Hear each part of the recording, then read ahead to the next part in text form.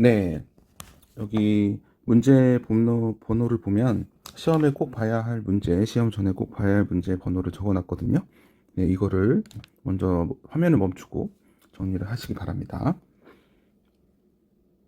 문제를 전체를 다 풀어주려고 하니까 서너 시간짜리를 올려야 돼서 좀 너무 힘들어가지고 다시 시험 전에 꼭 봐야 할 문제만 따로 해설하도록 하겠습니다.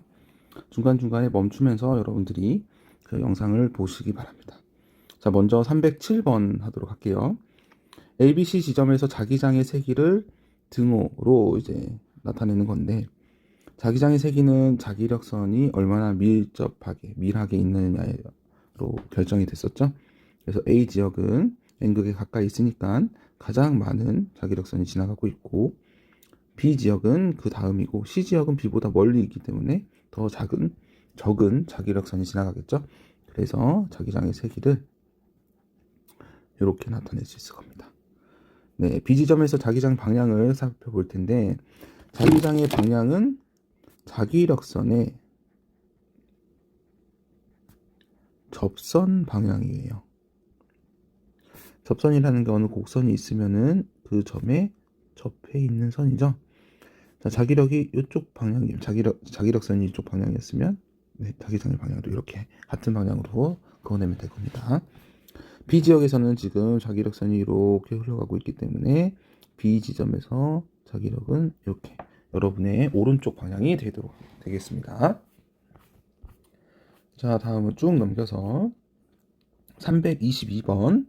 전자기 유도를 이용한 장치가 아닌 것은 저번 수업 때도 말했듯이 세탁기는 뱅글뱅글 돌아가는 전동기가 있는데, 이 전동기는 전기를 흘려서 힘을 받아 회전을 하는 거예요. 여기는 전자기력이라는 힘이 쓰이고, 전자기 유도는 없는 상태에서 어떤 변화를 느끼면 그때 전류가 흐르는 거거든요.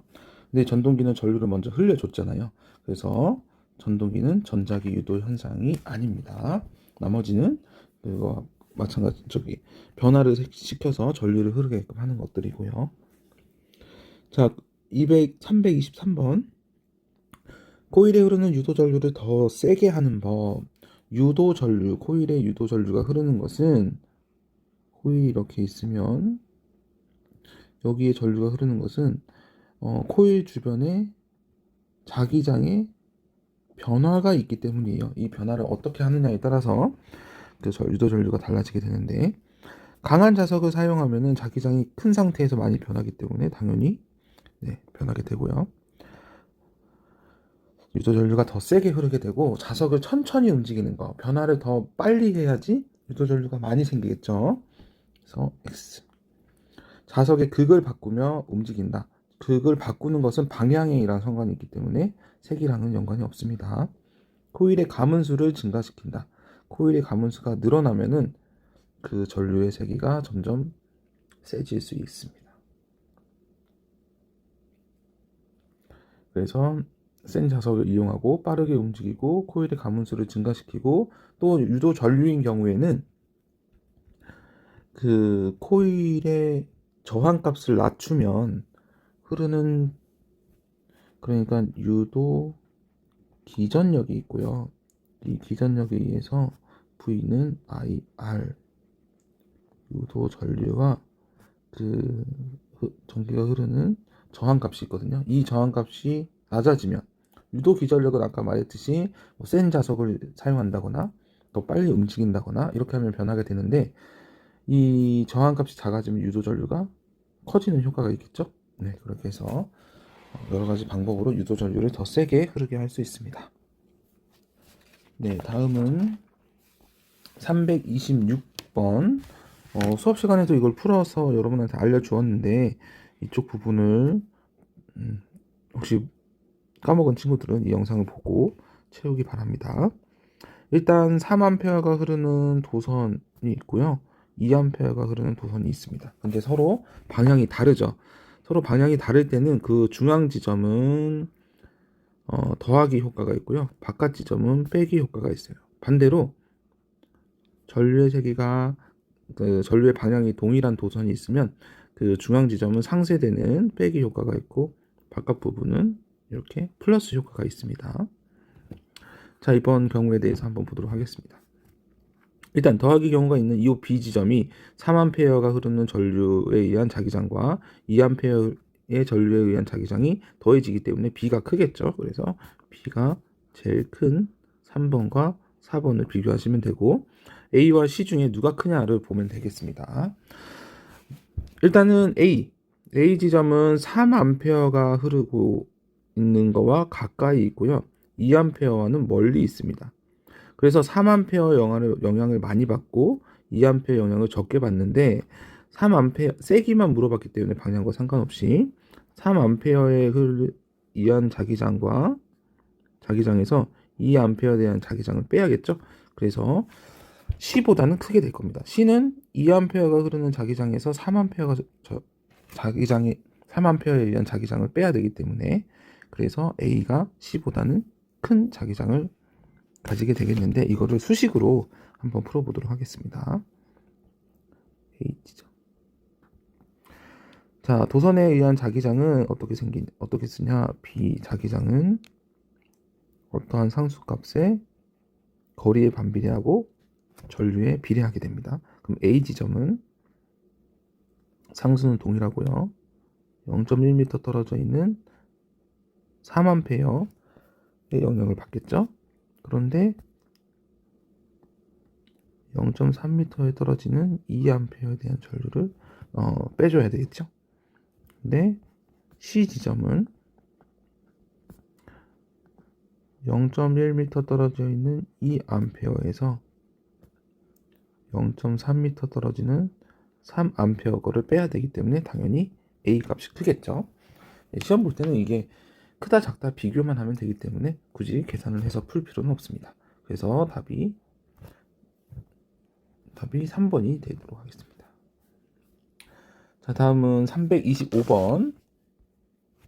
무한히 긴 도선에서 전류가 흐르고 있다. 전류 I에 흐르는 도선에서 수직 R만큼 떨어진 곳에 B라는 자기장이 있었대요. 한번 써볼게요. B라는 자기장은 R만큼 떨어진 곳에서 I 전류가 흐를 때 그 B가 생겼대요. 근데 전류를 4I로 늘리고 거리를 4분의 1로 줄였네요. 그죠? 이걸 풀어보면 K 상수는 그대로 놔두고 여기 번분수를 풀어보면은 R분의 16I가 될 겁니다.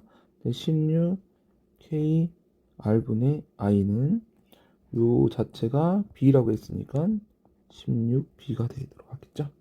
네. 그래서 이렇게 5번이라고 찾을 수 있습니다. 전류가 4배가 늘어났는데 전류에 비례하니까 4배. 거리에 반비례하는데 거리가 4배가 줄었으니까 4배가 증가하겠죠. 그래서 4 곱하기 4, 16. 다음은 330번입니다. 자기력선의 선의 성질에 대해서 옳지 않은 것은 자기력선은 자기장의 모양을 나타내는 선이다.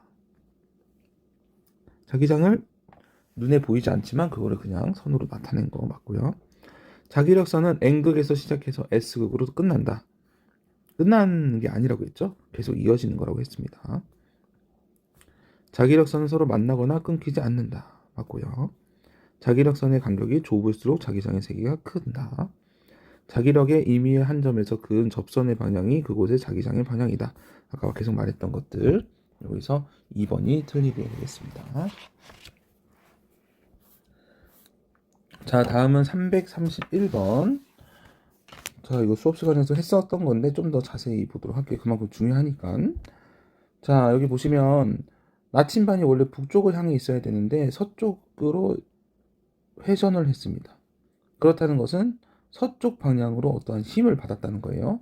북쪽에 있는 자기장뿐만 아니라 어떤 서쪽 방향의 자기장의 영향으로 서쪽으로 그 나침반이 돌아갔다는 뜻이겠죠.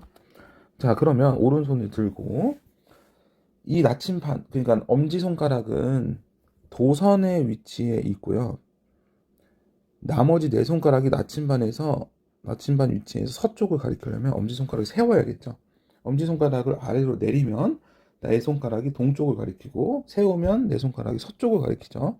그래서 세웠을 때 그 내 손가락의 방향이니까 이 도선에는 위쪽에 전류가 흐르고 있는 겁니다.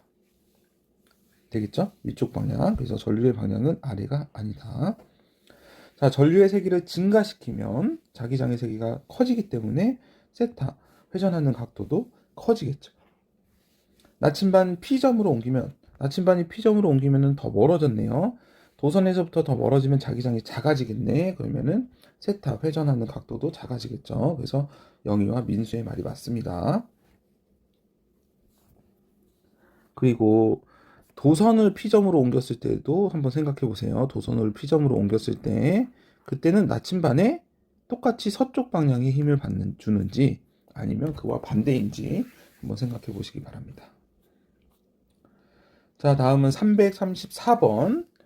솔레노이드에다가 전류를 흘려줬을 때 그때에 있는 방향, 자기장의 방향을 찾으라고 합니다. 자, 여기 있는 전류의 긴 쪽이 플러스, 짧은 쪽이 마이너스입니다. 그러면은 전류가 이렇게 흐르겠죠. 그런데 이 전류가 솔레노이드를 지날 때 이렇게 앞쪽에서는 내려오는 방향이겠죠. 이때 오른손을 들고 내 손가락을 내려오는 방향으로 향하면 엄지손가락이 오른쪽을 향하게 되는데 이 오른쪽이 자기장의 방향이에요. C에서 나가는 녀석이 있으면 A에서는 들어오는 자기장이 있겠죠. 그리고 솔레노이드는 내부에도 자기장이 형성됩니다. 이렇게. 그리고 D 지점은 C에서 나온 게 A로 들어가면서 D 지점에 이러한 자기장을 만들게 되겠죠. 그래서 나침반의 N극이 뭐냐면 이게 자기장의 방향이기 때문에 오른쪽으로 향하고 있는 것은 A, B, C겠죠. D만 반대쪽으로 향하게 될 겁니다. 자, 다음은 337번. 가나 각각 원자핵 주위를 도는 전자 궤도 운동과 스핀을 나타낸 것이다. 자, 일단 전자 회전 방향은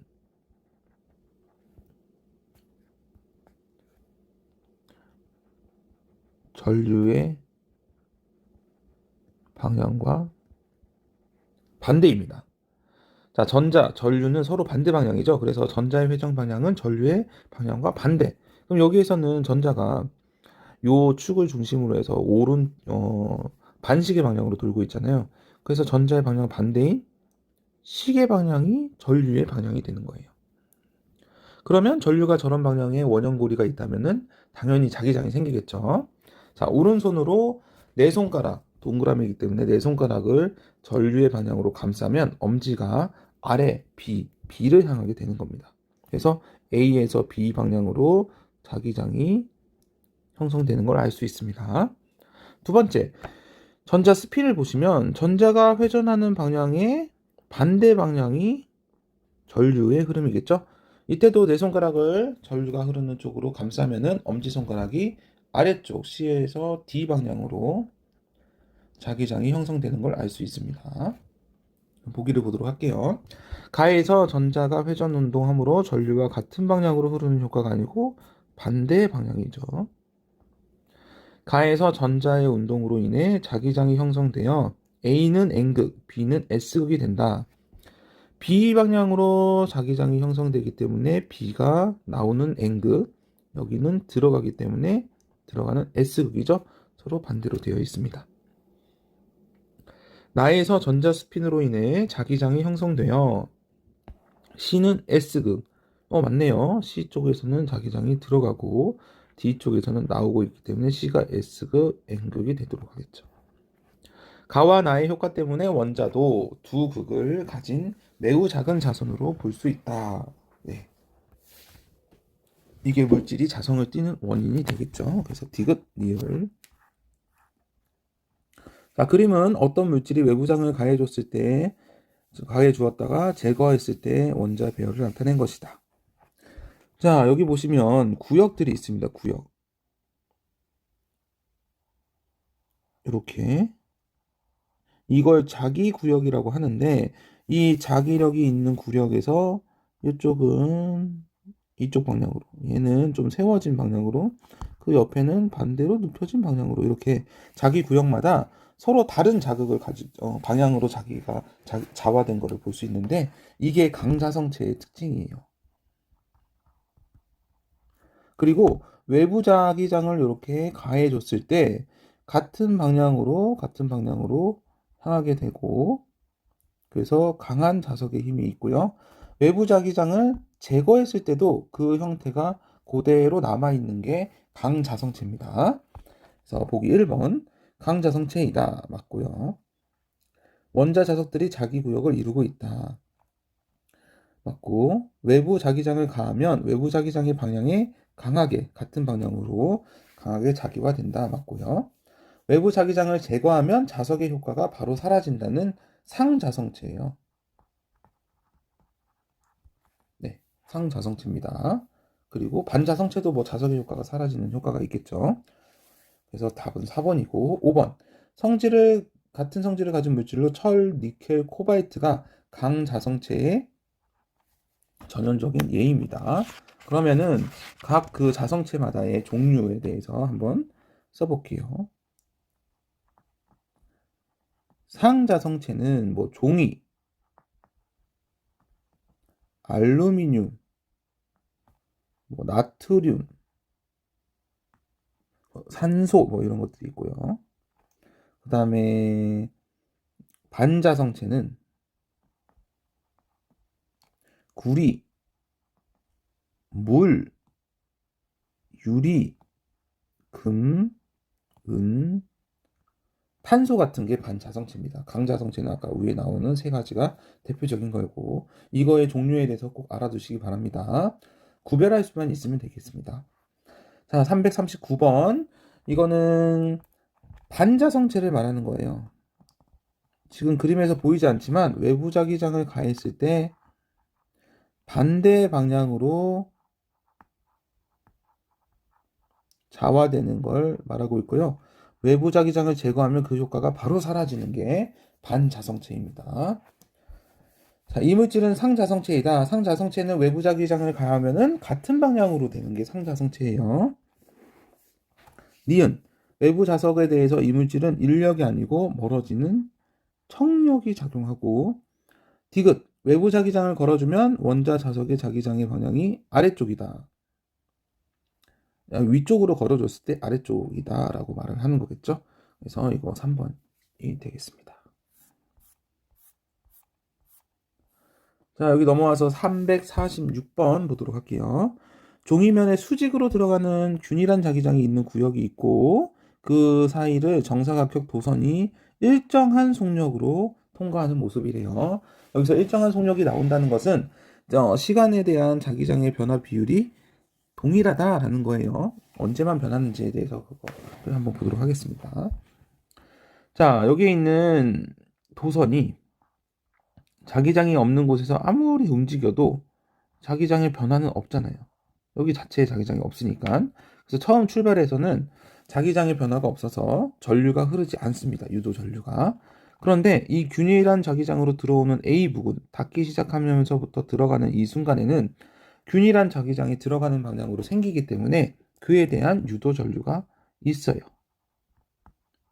그리고 B는 균일한 자기장 내에서만 움직이기 때문에 자기장 변화가 자석의 변화가 없습니다. 그러니까 유도 전류도 없습니다. C는 나오면서 있었다가 없어지는 부분이 생기기 때문에 자기장 변화가 있어서 유도 전류가 있습니다. 여기 뒤에는 또 없고요. 자, 그러면 그거에 대한 방향을 찾아보도록 할게요. 자, A 지역과 C 지역만 보면 되겠죠. A에서는 들어가는 방향에 자기장이 생겼어요. 원래 없었는데 생겼대. 그럼 생긴 거를 없애줘야지 자연의 원래 상태를 유지하는 거잖아요. 원래 상태를 유지하려고 하는 렌츠의 법칙 때문에 그 들어가는 자기장의 반대인 나오는 자기장을 만들면 플러스 마이너스 상쇄가 되잖아요. 그래서 엄지손가락을 위로 올리시고 나오는 방향으로 지면에 대해서 위로 그리고 내 손가락을 감싸면 이렇게 전류가 흐르는 걸 알 수 있습니다. 내 손가락의 방향. 반시계 방향으로. C에서는 들어갔던 게 항상 있다가 없어졌잖아요. 들어가는 게 많았었는데 없어졌으면 많았던 걸 그대로 유지하려고 아래쪽 방향, 들어가는 방향에 자기장이 만들어지고, 그걸 만들려면 엄지손가락이 지면을 향하게 되면 오른손 네 손가락이 감싸는 방향이 이렇게 시계 방향이 되겠죠. 네, 이러한 유도전류가 A와 C, 들어갈 때와 나올 때만 생길 겁니다. 자, 기역과 니은 디귿 보도록 할게요. A에서 유도전류는 시계 방향이 아니고 반시계. B에서의 유도전류는 흐르지 않는다. 맞고요. C에서는 유도전류가 A와 반대 방향이겠네요. 들어오고 나가는 거에 따라서 그 변화하는 정도가 다르잖아요. A는 들어가는 게 생겨버렸고 C는 들어가는 게 안 생겼잖아요. 그래서 변화하는 게 다르니까 유도전류의 방향도 다릅니다. 다음은 345번 보도록 하겠습니다. 아까 맨 앞에서 했던 것처럼 코일 주변에서 자석을 움직일 때 나타나는 현상. 자석이 코일 속에 정지해 있으면 변화가 없겠네. 그러면 전류가 흐르지 않습니다. 니은이 아니죠. 그 N극을 가까이 하면 어느 방향으로 생기나? A를 가까이 하면 보세요. 코일 입장에서는 N극은 N극 나오는 전류잖아요. 근데 코일 입장에서는 들어오는 전류예요. 근데 이 N극을 가까이 하면은 들어오는 자기장이 많아지는 거겠지. 원래 들어오는 자기장이 별로 없었는데 그 자기장이 많아졌대. 그러면 없애버려야 될 거 아니에요. 그래서 상쇄시키려고 나가는 방향의 정류를 만듭니다. 코일 입장에서 나가는 방향이에요.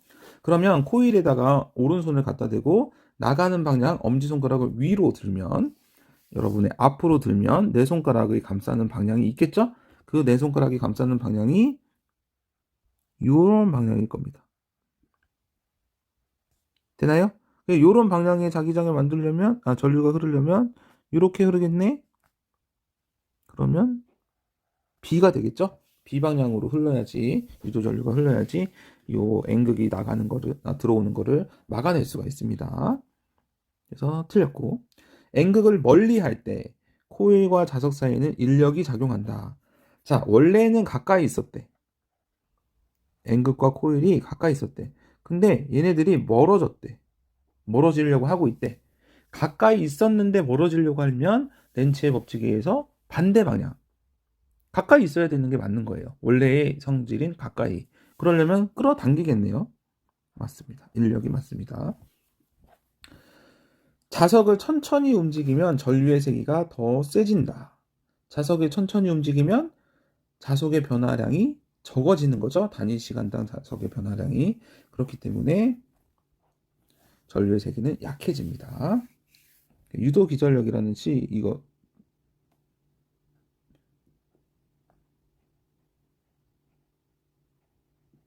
이렇게 아니죠?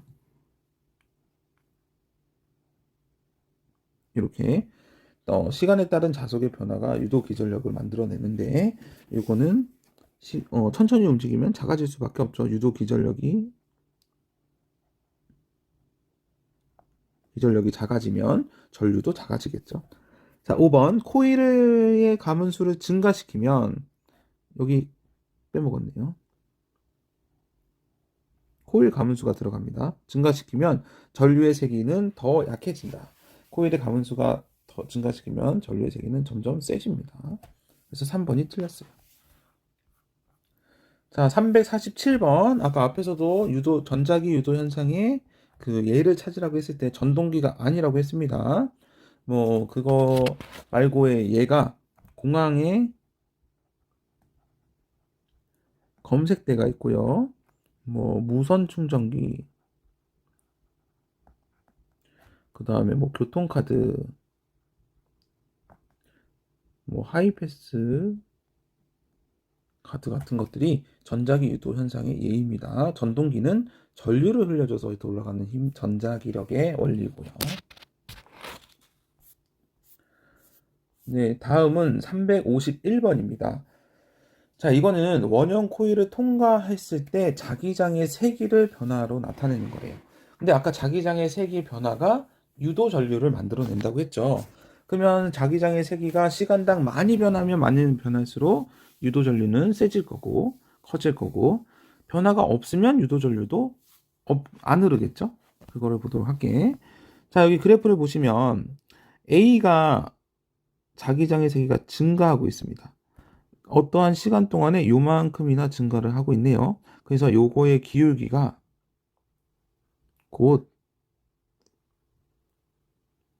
유도 전류의 세기를 말해줍니다. B, D 감소하고 있네요. B는 요만큼 시간 동안에 요만큼만 내려왔습니다. 근데 C는 이만큼 긴 시간 동안에 내려왔고요. 기울기가 어디가 급하냐? 기울기 B보다는 기울기 C가 더 작죠. 그리고 A까지 비교를 하면은 기울기 A가 크고요. 그리고 기울기 여기가 C네요. 네, 잘못 적었습니다. 여기 D. 네, 이렇게 있습니다. 근데 기울기 C는 기울기가 없죠. 여기 기울기가 없잖아요. 여기 기울어지지 않았잖아요. 그래서 기울기가 0이다. 기울기가 없네. 그러면은 유도 전류도 없겠네. 그럼 기울기가 있어요. 근데 유도 전류의 세기도 어떻게? A, B, D 순이겠죠. 자, 모든 구간에서 유도 전류가 흐른다. C에서는 흐르지 않습니다. 유도 전류 세기는 A 구간이 가장 세다. 왜냐하면 기울기가 가장 급하기 때문에. B와 D 구간의 유도 전류의 방향은 서로 같다. 자, B는 감소, D도 감소. 감소하는 거니까는 자기장의 유도 전류의 방향은 동일합니다. 근데 A는 증가. 그래서 A와 B, D의 방향이 서로 다르겠죠. 그러니까 B와 D는 같고 A는 반대 방향이라는 뜻입니다. 일단은 여기 바꿔. 그래서 니은 지그시 내려가겠습니다. 자, 다음은 352번인데요. 아까 위에서 푼 문제와 동일합니다. 그래서 간단하게 보기만 보도록 할게요. 코일에 흐르는 유도 전류의 세기는 C일 때 C는 중간에서만 움직이고 있잖아요. 그래서 자속의 변화가 없습니다. 그러면 유도 전류도 안 흐르겠죠? 그래서 최대가 아니고 0이다. B와 D에서는 들어가고 나갈 때내 코일의 전류의 방향이 서로 반대이다. 그렇겠죠. B는 들어가는 방향, 지면을 뚫고 들어가는 방향이 많아지고 있고, D는 이 지면을 뚫고 지나가는 자기장이 줄어들고 있기 때문에 서로 반대 방향의 유도 전류가 흐릅니다. B의 경우 코일이 현재보다 빠른 속력으로 통과하면 더 센 유도 전류가 흐른다. 속력. 유도 전류 세기의 변화에서는 예를 들어서 이거 볼게요. 기전력, 유도 기전력. 이거는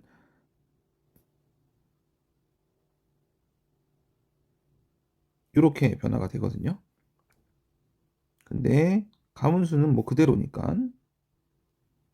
근데 이 자석이 B 곱하기 면적이에요. A가 면적이에요.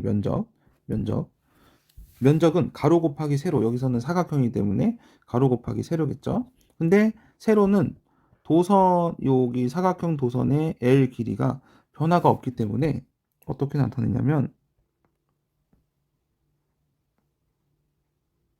자기장과 L과 S, 여기에서 보면 요 사각 도선이 있으면 사각 도선의 길이가 L이에요. L, L, L. 근데 자기장에 걸쳐져 있죠? 이때 길이가 S라고 합시다. 응? 그러면 여기 이 누구냐? 사각 도선 내부에 지나가는 자속의 양을 계산할 때는 L 곱하기 S 그리고 지나가는 자기장의 세기 하면은 요게 자속이 되거든요. 그래서 이렇게 쓴 겁니다.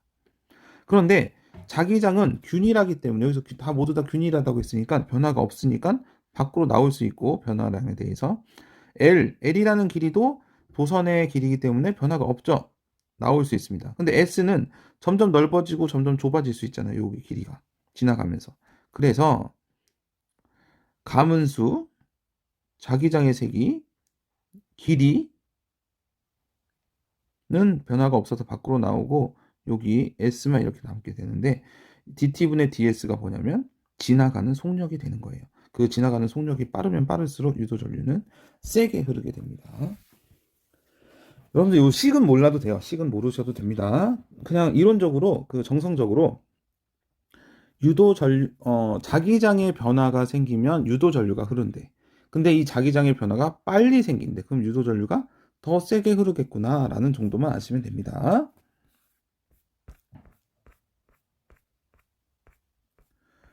자, 다음은 그 상문제에서 한 문제만 더 풀어볼 건데 359번. 원형 도선이 있습니다. 원형 도선에 전류가 흐르면 자기장이 생기겠죠. 전류가 흐르면 주변에 자기장이 생기니까. 자, 이럴 때는 오른손에서 네 손가락이 전류의 방향, 엄지손가락이 자기장의 방향이 되겠습니다. 가를 보시면 가에서는 EA라는 반지름을 가지고 있는 원형 도선에 반시계 방향으로 전류가 흐르고 있죠. 그래서 오른손의 네 손가락을 반시계 방향으로 감싸면 엄지가 위로 올라오게 되어 있습니다. 위로 올라온다는 표현을 이렇게 해서 점, 그 다음에 B 이렇게 하면은 자기장이 위로 올라오고 있구나라는 걸 알 수 있고요. 그리고 옆에 그림을 보시면 바깥에 있는 원은 아까와 동일하게 반시계 방향으로 돌고 있어서 나오는 자기장을 만드는데 안쪽에 있는 도선은 시계 방향으로 전류가 흐르고 있네요. 그러면 반대 방향인 자기장이 들어가는 걸 만들겠죠. 바깥에서는 나오는 거, 안에서는 들어오는 걸 만들어낸다고 합니다. 그러면 서로 상쇄되는 걸 알 수 있을 것 같아요. 자, 그럼 한번 해보도록 합시다. P 지점에서 전류에 의한 자기장 세기는 B일 때 전류 I와 EA가 B라는 세기의 자기장을 만들어내네. 그럼 Q에서는 어떻게 되냐? 자, Q에서는 EA라는 반지름의 반시계 방향의 전류에 의해서 나오는 방향, 아까 가와 동일하니까 B라는 크기를 만들겠죠? 그런데 작은 원에서는 시계 방향으로 I라는 게 흐르고 반지름이 A예요.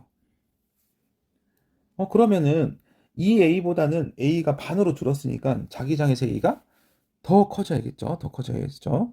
그런데 전류의 세기는 그대로래. 반지름은 반으로 줄어서 2배나 커져야 되는데 그래서 여기서는 나가는 방향의 B가 EB의 크기의 자기장이 흐르는 겁니다. 근데 여기 큰 원에 의한 거와 작은 원형 도선에 의한 게 서로 반대 방향이니까 큰 거에서 작은 거를 빼줘야 하겠죠? 그래서 E에서 B를 빼면 다시 B의 크기가 되는 겁니다. 알겠죠? 하지만 방향은 반대입니다. 얘는 나오는 방향, 나는 들어가는 방향에 B가 생기는 거예요. 세 개의 크기는 동일하고. 그래서 359번까지 여러분들 그 문제를 풀어봤고요. 정답 부분도 저번에 올려줬기 때문에 모르는 부분이 생기면 일단 정답을 보면서 풀어보시고 화요일 날 등교를 하실 때 그런 부분을 체크해 놔뒀다가 쉬는 시간에 꼭 와서 여쭤보기 바랍니다. 네, 수고하셨습니다.